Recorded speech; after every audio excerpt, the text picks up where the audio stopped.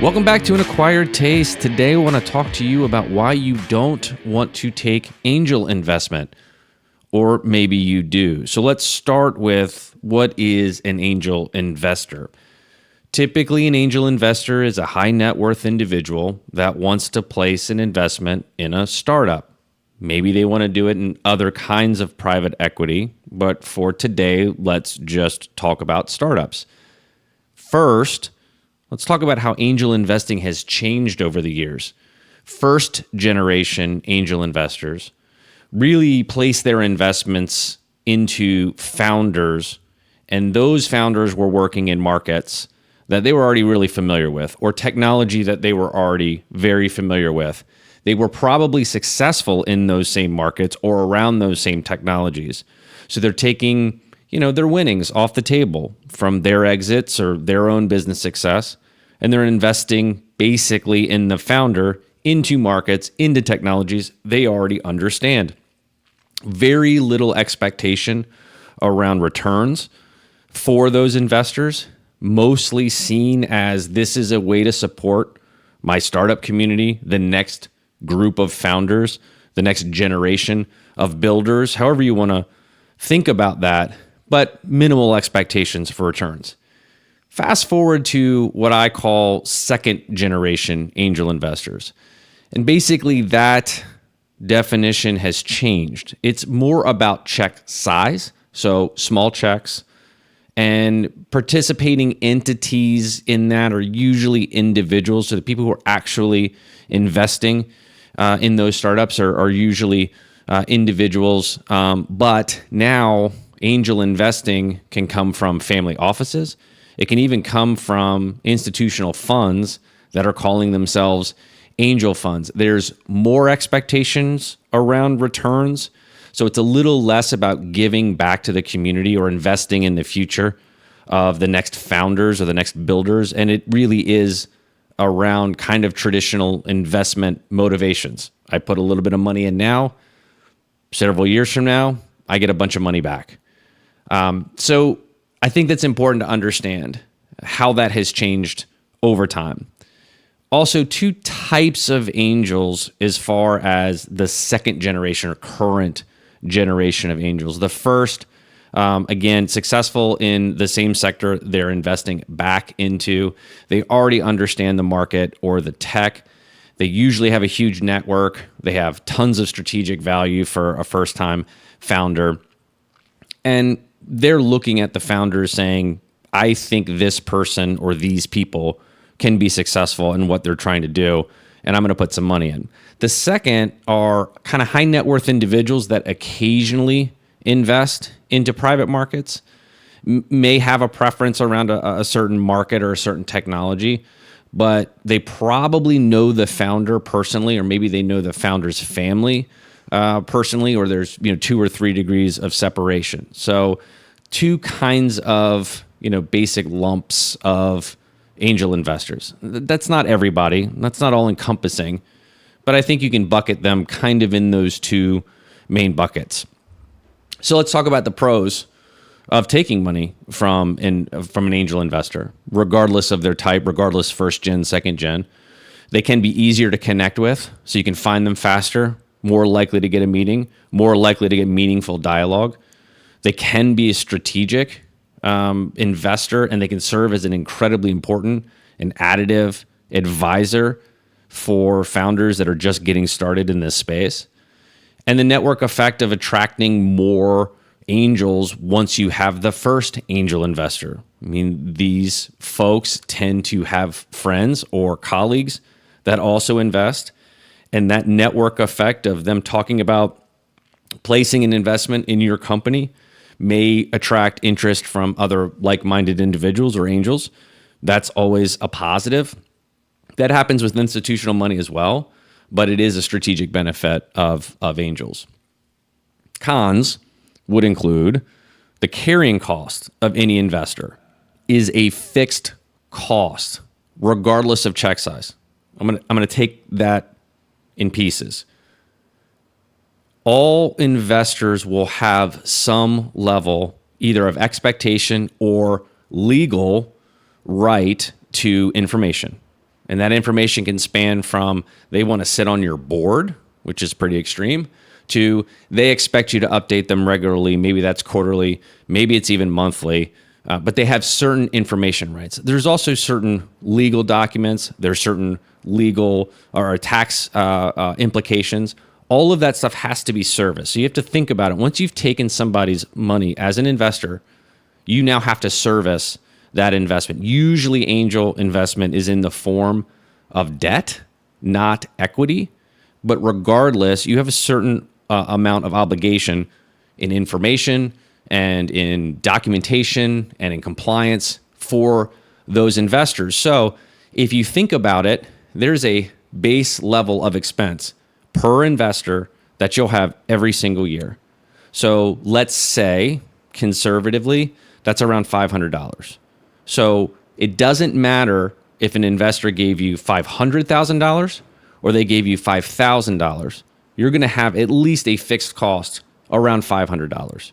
Now, extrapolate that over 7 to 10 years of $500 every single year, right? So if somebody gave you $5,000 in capital and you have a minimum carrying cost of that investment for information rights, for compliance, for legal reasons, whatever the case may be. And I'm not even getting into opportunity costs. That's a whole other conversation. But just the baseline fixed amount is the same regardless of check size. Somebody gives you $5,000, $500 a year, 7 years later, it's cost you $3,500 to take the $5,000. You have to do that math in your head. You have to think about that. So does that mean you shouldn't take that $5,000 check? I don't know. Go back to the first point. Are they strategic or are they just financial? That helps you make that decision. If they're just financial, you see you're upside down on that math pretty fast. If they're strategic, cost of doing business. It's not just the capital that you got access to when they decided to invest. There are varying degrees of expectations around engagement. So some angels are going to want you to talk to them all the time.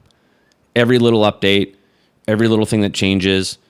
Sometimes they'll be asking you very often and maybe to a kind of distracting amount, when will I get my money back? The expectations around liquidity, expectations around your partnership, expectations around when they send an email, how long is it going to take for you to get back to them? All of these things are going to vary angel to angel. It's worth a conversation when you consider taking their money. What are your expectations around this? Are you assuming that you're going to give me money in 2024 and by 2026 you'll have liquidity? If that's your expectation, I may want to have a conversation with you about whether or not that's a reasonable expectation or that we're even going to move in a direction that would make that possible. The investment terms for angels sometimes can be onerous.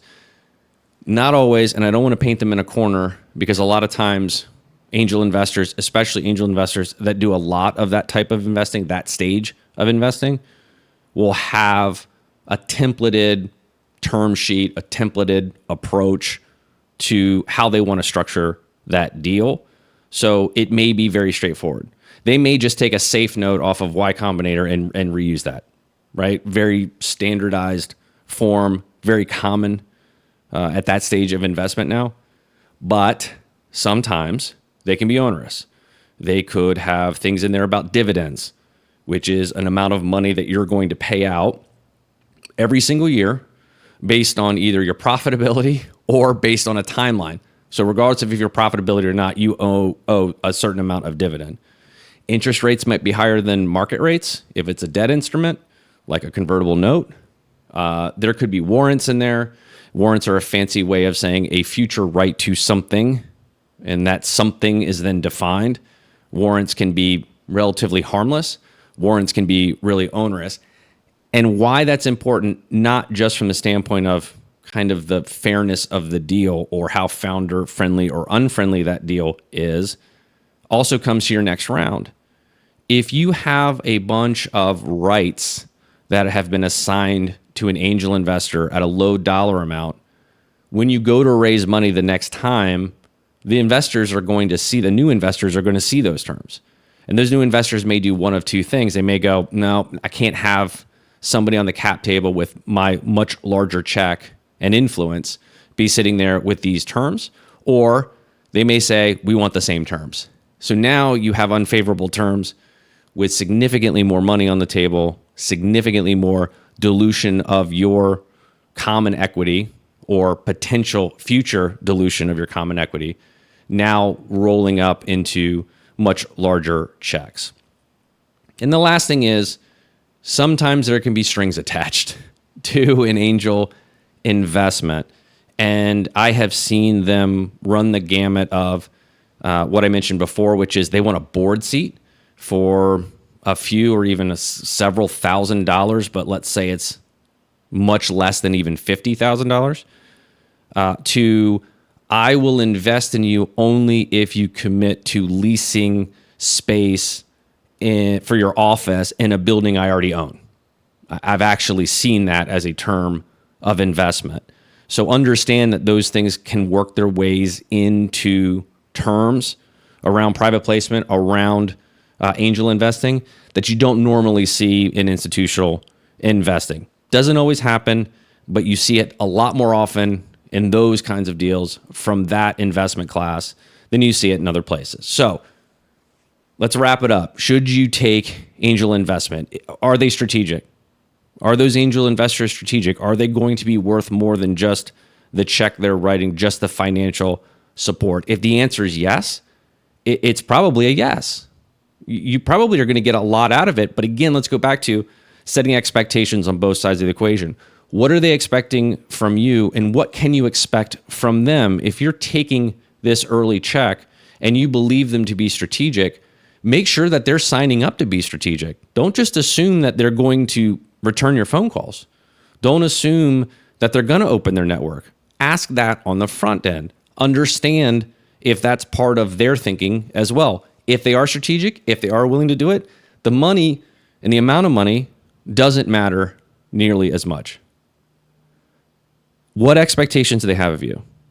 This, I can't overstate this. I've now said this 3 times, and there's a reason I've said it 3 times.